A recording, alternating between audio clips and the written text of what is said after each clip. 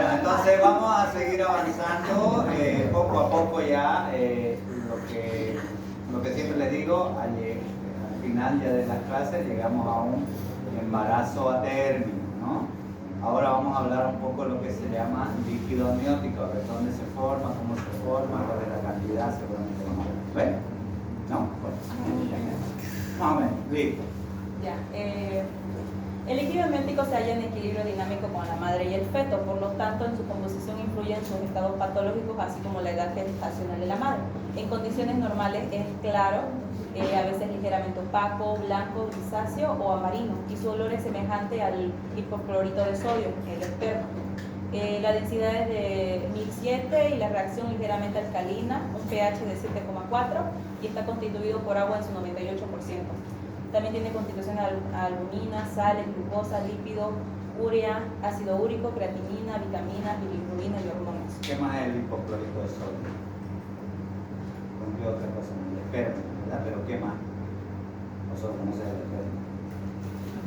La lavandina, ¿no ven? Eso, ¿cierto? El Para volumen... los que quieran oler, ¿no? No solamente van a oler el esperma, también van a oler la lavandina, es lo mismo. Eso lo quiero decir. ¿Ya? El volumen del líquido amniótico aumenta progresivamente hasta las 34 o 35 semanas, de 1000 a 1500 mililitros, y luego decrece en forma leve y gradual hasta alcanzar el término de la gravidez, que es unos 500 a 800 mililitros. ¿Hasta las cuántas semanas se forma entonces el líquido amniótico? De ahí ya no se forma, se mantiene o va decreciendo hasta las 34 semanas. 34 a 35 semanas, ese líquido va a hacer una ecografía, mides el ILA que se llama, que ya hemos hablado creo, ¿ya? Ese líquido se puede medir, se llama índice de líquido amniótico, ILA, que eso va de entre, ya eso es en el ecógrafo. ¿Ya? Yo siempre les hablo de ecógrafo, porque todo esto lo vemos en el ecógrafo, todo esto lo medimos en el ecógrafo. Entonces el ILA se puede medir en el ecógrafo y lo normal es de 5 a 25 ml. ¿Ya? Eso es lo normal. Ok. Ya. En el embarazo, el líquido amniótico permite los movimientos fetales y atempera su acción sobre las paredes uterinas, haciéndolos indóloros, y protege al feto contra traumatismos externos, impide la compresión del cordón y facilita la acomodación fetal. Ustedes ya saben más o menos, han visto una embarazada y han visto en un video, en lo que sea, vean un video cómo es el líquido amniótico, cómo ese bebé se mueve, depende de la edad gestacional, se mueve libremente. Ya después de las 34 semanas ya no se mueve mucho, ¿no es verdad? Porque el bebé se pone, o el feto en este caso, el feto se pone en una posición normal. ¿Hasta las cuántas semanas? Hasta las 34 semanas. Antes de eso puede estar la cabeza arriba, la cabeza a un lado, la cabeza abajo, como él quiera. Pero después de las 34 semanas ya tiene que estar la cabeza abajo, que se llama cefálico, ¿no? Ya en posición de parto. Y todo eso se debe también al líquido amniótico, porque después de las 35, 36 semanas ya no le da para darse la vuelta, ¿no? Porque ya no tiene líquido amniótico suficiente. Es un factor. En el parto concurre la formación de la bolsa de las aguas, contribuye también a la distribución regular de la fuerza uterina sobre el feto durante las contracciones. Cuando hay una contracción uterina y hay un trabajo de parto, ¿verdad? Este es el cuello, ¿no? Orificio cervical externo, orificio cervical externo, orificio cervical interno, ¿no es verdad? Cuando hay un trabajo de parto, esto se dilata, se abre. Entonces las bolsas van protrudiendo, ayudan a que este cuello se dilate, eso quiere decir eso, y también se borre, ¿ya? Entonces es importante el líquido amniótico para el trabajo de parto, para la dilatación y el borramiento, en este caso. Por eso se llaman bolsa de las aguas, como una bolsita. En origen del líquido amniótico tenemos dos posibles orígenes, el amniótico y el fetal. Este se segrega y reabsorbe continuamente. Los factores fetales puros, como la deglución, la micción o la respiración, no parecen ser volumétricamente fundamentales, pero si se alteran podrán conducir a cabo de varios días a modificaciones considerables en la calidad del líquido amniótico.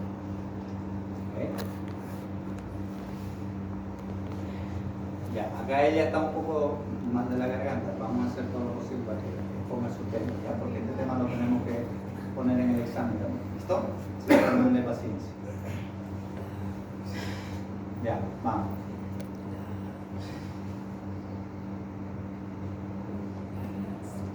Reabsorción de líquido amniótico. ¿Cómo se reabsorbe? A través del cordón umbilical, una cápsula. ¿Qué más?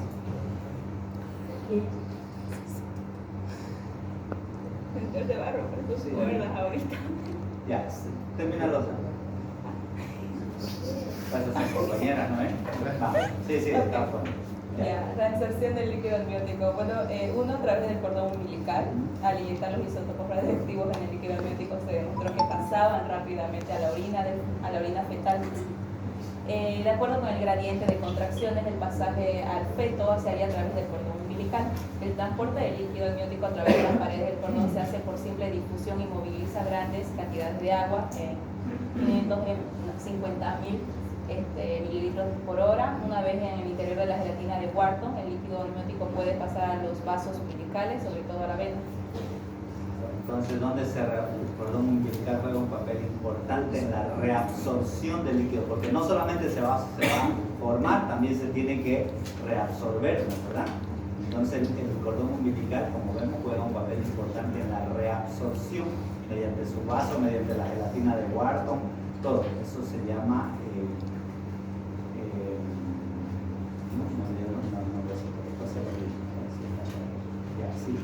Y dos, a través también de las membranas, el epitelio amniótico puede permitir el pasaje del líquido en ambos sentidos. El espacio conjuntivo subamniótico, estrato esponjoso, desempeña un importante papel en la circulación del líquido, ya que se continúa ininterrumpidamente con la gelatina de Wharton. Este otro también puede ser a través del feto. La deglución fetal es un hecho probado. El feto maduro deglutina unos 500.000 mililitros en 24 horas y el 50% del agua transferida de líquido amniótico a la madre salía por intermedio del feto. Entonces, ¿el feto qué hace? Toma líquido, ¿no? Y después orina también y se produce un círculo así. Toma líquido, orina, se reabsorbe, toma líquido, orina y se reabsorbe. Esa es lo que sucede con el líquido amniótico. Y la circulación del líquido amniótico se remueve de forma continua, como dice, y mantiene un volumen sensible constante. El agua y los electrolitos del líquido se encuentran en permanente intercambio circulatorio entre los organismos materno y fetal y la cavidad amniótica. Habría tres compartimentos a considerar: el amniótico, el materno y el fetal.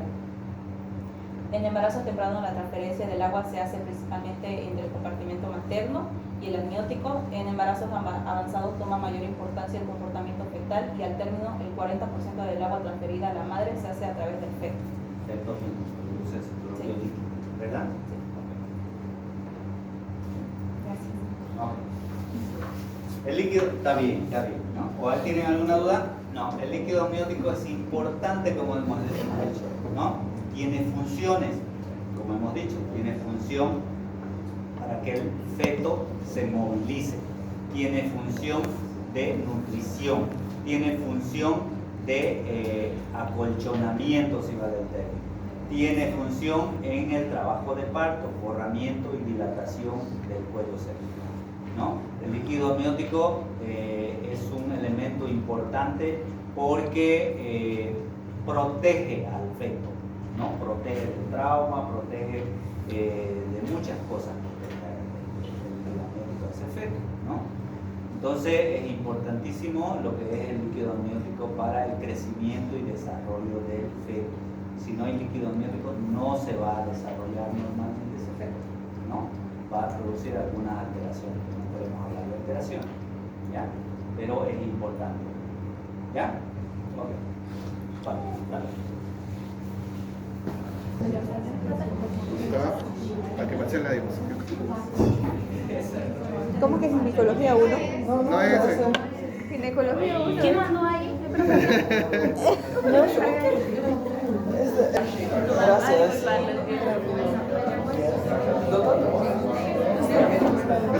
Mi teléfono tuvo un problema, pero Ya, ok. Ya, vamos entonces a seguir con los con el tema canal del parto. A ver, vamos a ver qué es lo que pasa con el canal del parto. ¿Ya? Bueno, el canal de parto, ¿qué es el canal de parto? Es un pasaje formado por la pelvis ósea y las partes blandas del aparato genital femenino, por el cual el bebé desciende y sale del útero hacia el exterior durante el parto. Y tenemos el feto que es, ¿no ve? Que es un elemento móvil pasivo en el trabajo de parto. ¿Y por qué es un elemento móvil pasivo? Porque no se puede mover solo. Necesita de las contracciones uterinas que van a hacer con que este feto progrese dentro del canal de parto hasta que sea expulsado fuera del claustro materno. Y el claustro materno es un conjunto de capas y estructuras del útero y tejido circundante que rodean el feto. Un ejemplo, como el útero, el propio útero o el líquido amniótico, entre otros tipos de estructuras que tenemos ahí, ¿no ve? Y el canal de parto, entonces, es un túnel cilíndrico acodado constituido por dos estructuras. Una estructura ósea, que es la pelvis ósea, y un conjunto de músculos afoneuróticos, que también es conocido como canal blando o suelo de la pelvis. Aquí, antes de irnos a conocer las estructuras como la parte ósea, de la pelvis y todo eso, vamos a entender primeramente, tenemos un ejemplo aquí de la posición ideal de la cual el bebé tiene que salir, que sería una presentación cefálica occipucio anterior, que significa que la cabeza del bebé tiene que estar abajo y la parte posterior de la cabeza, que es el occipucio, mira hacia la parte de la espalda, tiene que mirar hacia la parte de la espalda de la madre. Eso sería el ideal de cómo el bebé siempre tiene que salir. Y ahora vamos a aprofundarnos en las estructuras, que sería la pelvis ósea, que es formada por 4 esos, que son 4 coxales, un sacro y la cox. Y la pelvis menor, que también es el desfiladero óseo del canal de parto. También tenemos la entrada de la pelvis, la entrada de la pelvis tiene la estructura llamada estrecho superior y la salida de la pelvis, que se llama estrecho inferior, y el espacio entre ambos, que se llama excavación. Aquí tenemos el estrecho superior, que está formado por el promontorio, los alerones del sacro, que también son conocidos como alas del sacro, las articulaciones sacroiliacas y la línea innominada, ramas horizontales del pubis, las eminencias iliopectíneas y el borde superior de la sínfisis pubiana. Predominan diámetros transversales, o sea, el óvulo es dividido en dos arcos, anterior y posterior. El oválo es dividido en dos arcos, anterior y posterior, que es delimitado por el transverso útil, que va a llegar a medir 13 centímetros, y el transverso anatómico 13.5 centímetros. Entonces, en esta parte, en el estrecho superior, el bebé suele encajarse en posición transversa. Y a la medida que desce, el bebé va a pasar por un proceso de rotación interna, donde va a cambiar ahí su forma. Variedad de presentación. Eso, su variedad de presentación. Aún en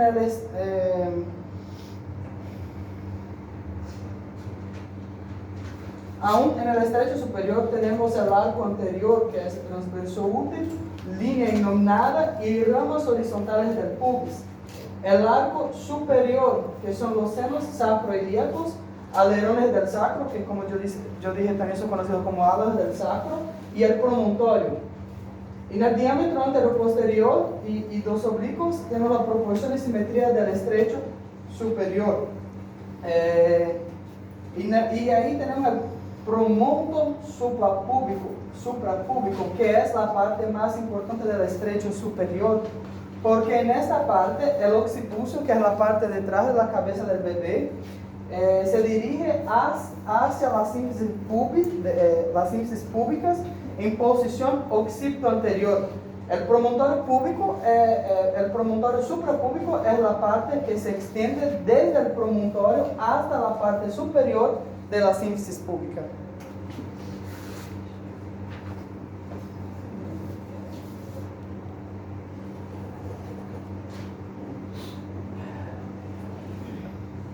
¿Entendieron?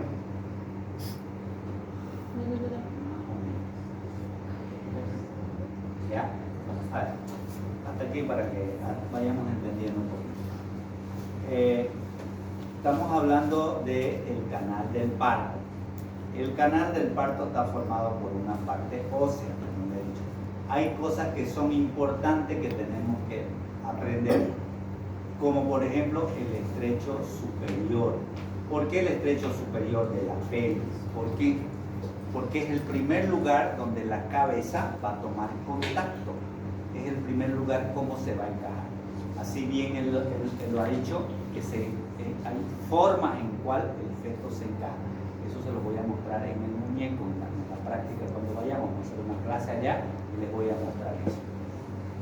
El estrecho superior es importante, así con su formación ósea por los diferentes huesos como él lo ha determinado, el pubis por delante, el promontorio por atrás, con el sacro y la parte lateral es con las espinas isquiáticas y toda la pelvis ósea está hecha como para que esta cabeza fetal se pueda encajar, ¿ya? Hay diferentes tipos de pelvis, también lo vamos a hablar después, ¿ya? ¿Qué les quiero decir? Que la pelvis ósea juega un papel importante para que un feto se pueda encajar y pueda ser un parto normal, ¿ya? En la práctica se los voy a mostrar la pelvis ósea en el muñeco y los vamos a aprender mejor eso. La posición del feto, eso es otra cosa en la cual se encaja. Él dice que se encaja en forma transversa, ¿no? Generalmente transversa u oblicuo. La variedad de presentación se llama eso. La más frecuente es la ocípito-ilíaca izquierda anterior, que eso es otro tema que lo vamos a ir aclarando poco a poco. Lo van a aprender, no se preocupen, vamos a aprender. A veces me dio un poco difícil porque acá me lo clasifican en una posición, en otra posición y todo.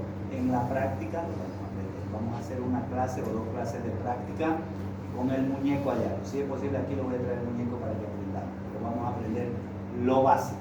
¿Sí? ¿Ok? Ya, está bien, sigue. Y tenemos la excavación, que es como si fuera un codo, que como yo dije antes es la parte entre los dos, que tiene diámetros iguales a 12 centímetros, tiene el promonto pubiano mínimo o conjugado mistérico de 10,5 y el promonto suprapubiano de 12 centímetros. Aquí es avaliado por el tacto, también es avaliado por el tacto vaginal. Y aquí empieza el estrecho inferior, que está formado por 2 planos triangulares, el anterior y posterior, la base, que es el diámetro disquiático, el vértice del triángulo anterior, que es el borde inferior de la sínfisis púbica, el vértice del triángulo posterior, que es la punta del sacro, el suboccipito subpubiano, que tiene que llegar a 9 centímetros, que es el diámetro anteposterior del estrecho inferior, el subsacro subpubiano, que llega a 11 centímetros, el diámetro sagital posterior y la regla de Thomas, que es el bisquiático.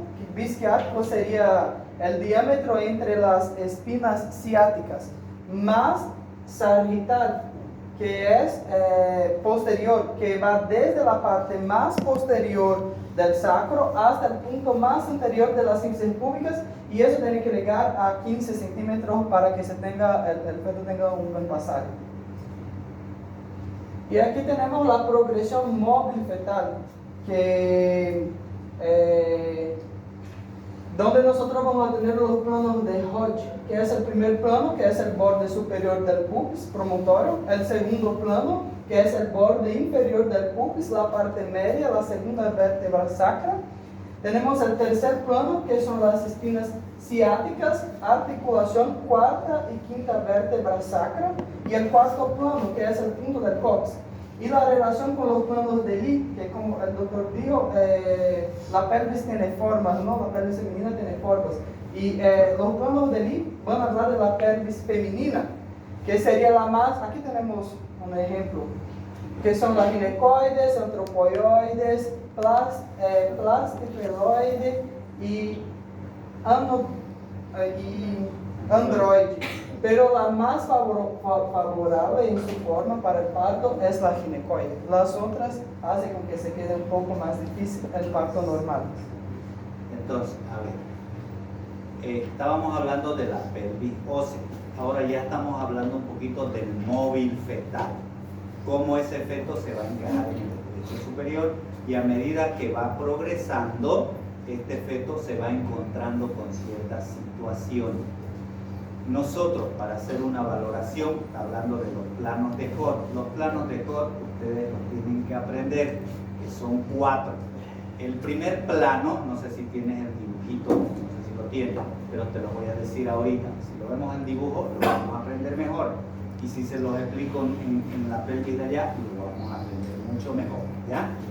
Entonces, el primer plano, dice, va desde el borde superior de la sínfisis del pubis hacia atrás hasta el promontorio.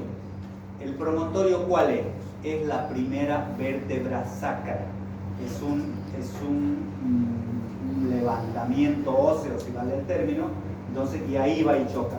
Desde el pubis, borde superior de la sínfisis del pubis, una línea que va hacia atrás hasta el promontorio.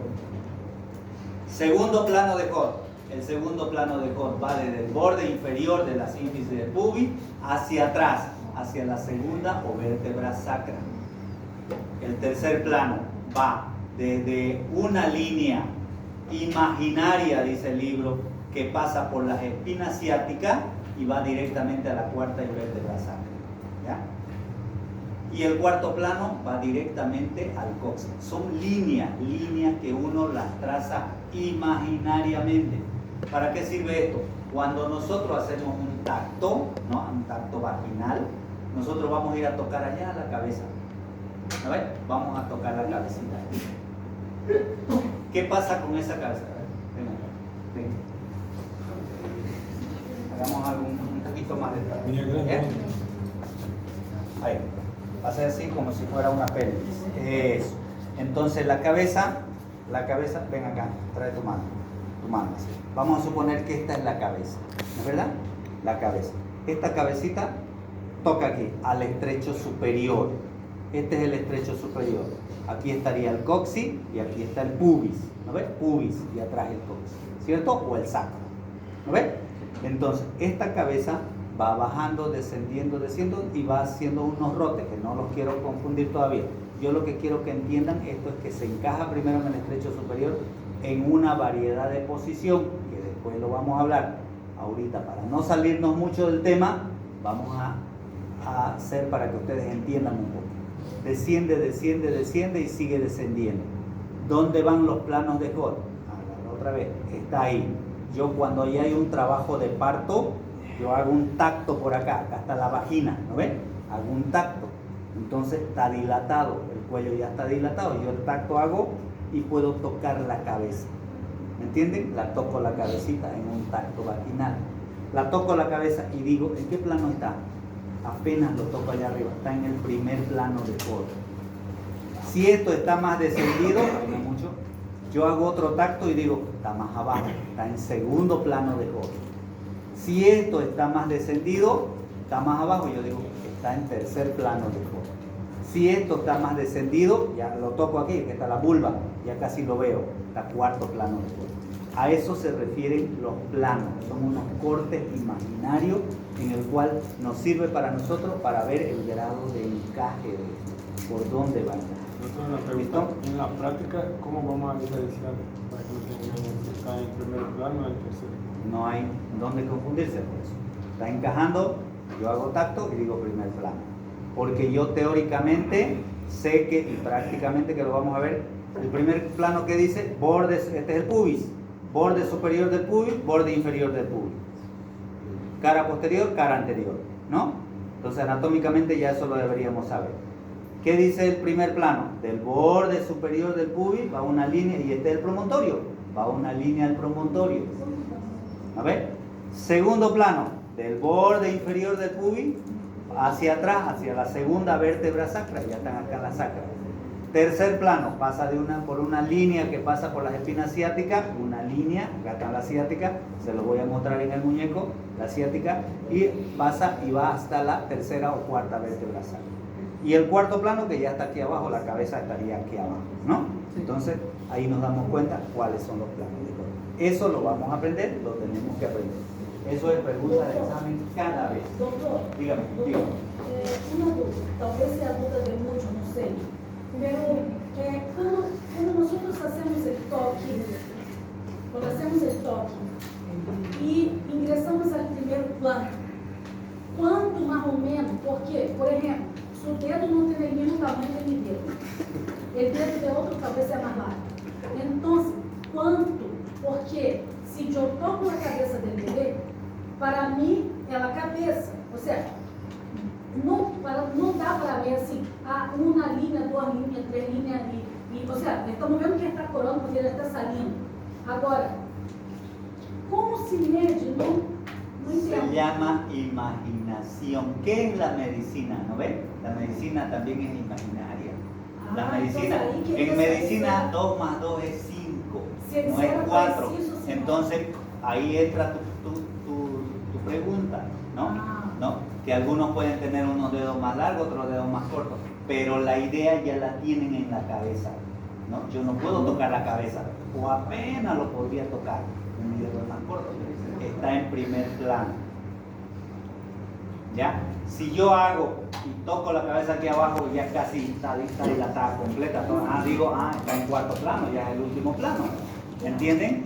No es que vamos a medirlo exactamente. El libro dice, ¿no?, que es 9.5, lo máximo que puede medir desde la sínfisis del pubis hasta el promontorio, haciendo un tacto. Esto se supone que mide 9.5. ¿Me entiendes? Eso ya es lo que han estudiado, pero en la práctica es otra cosa. Por eso yo les explico así más o menos para que ustedes lo entiendan. Y si tenemos la oportunidad de ir en el muñeco, lo van a entender mejor. Como las variedades de posición en la presentación cefálica, que es la más frecuente, que lo vamos a ver en el muñequito igual, en el muñeco. ¿Ya? Entonces, vamos a tratar de hacer por lo menos una clase para que ustedes aprendan a hacer esto. ¿Listo? Para que sea más fácil, que ustedes se den cuenta, porque la práctica es otra cosa. Así, medio que nos confunde, medio que no les entendemos mucho, pero si ya se los explico mejor y peor en el muñeco, lo van a entender mejor. ¿Sí? ¿Ok? Bueno. Para finalizar, el canal blando, que es un conjunto de músculos fibro, como yo decía antes en la presentación, que tiene un canal blando, que es un conjunto de músculos fibroponeuróticos que está formado por piso o por el suelo perineal y formado por dos cinchas, que es la cincha precoxígea, que es dilatable, constituida por los planos musculares superficial y profundo. El superficial tiene el esfínter externo del ano, transverso superficial del perineo, constrictor de la vulva y el isquio cavernoso. Isquio cavernoso es. Y el plano profundo sería elevador del ano con sus fascículos pubiano, ilíaco y ciático, y transverso profundo. Y tenemos la línea media, que son rafts o tendones fibrosos, anobular y anococcígeo. La cincha coccígea es inextendible, que sería el glúteo mayor, ligamentos sacroiliacos y isquiococcígeo. Y eso sería todo. Gracias. Ok, está bien. Muchas gracias. Entonces, hemos visto que hay una pelvis ósea con sus diferentes partes. Estrecho superior, excavación, estrecho inferior. Es como un tubo por donde va a salir ese producto. Hemos visto que también hay las partes blandas, ¿no?, con sus diferentes tipos y clasificaciones de ligamentos, músculos, todo. Eso actúa sincrónicamente cuando hay un producto a término y cuando va a iniciar el trabajo de parto. Y hemos visto que hay un producto que se llama móvil fetal. Cuando lleguemos al tema de móvil fetal, vamos a ver cómo ese feto se encaja en el estrecho superior y hace sus diferentes rotaciones en la excavación, ¿ya? Y en el estrecho inferior. Entonces, 3 cosas importantes que hay, ¿no? Y la pelvis blanda, que ya eso es el final. Eso es el final, las partes blandas se van dilatando, se van elongando. Por acciones también hay unas hormonas que actúan en el parto, con el trabajo de parto, ¿no? Eso también lo vamos a hablar, ¿ya? La que ablanda los músculos se llama relaxina, ¿no? Es una hormona importante en el inicio del trabajo. Las otras hormonas, lógicamente que también, la oxitocina, ¿no?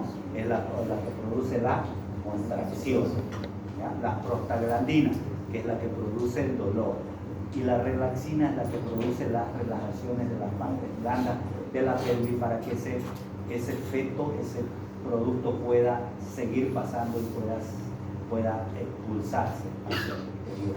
¿Ven? Entonces todas estas cositas las vamos a ir aprendiendo. Tengan calma que la vamos a hacer. Tal vez no un 100%, pero yo sé que tiene interés. ¿Listo? ¿Está bien? ¿Hay más temas?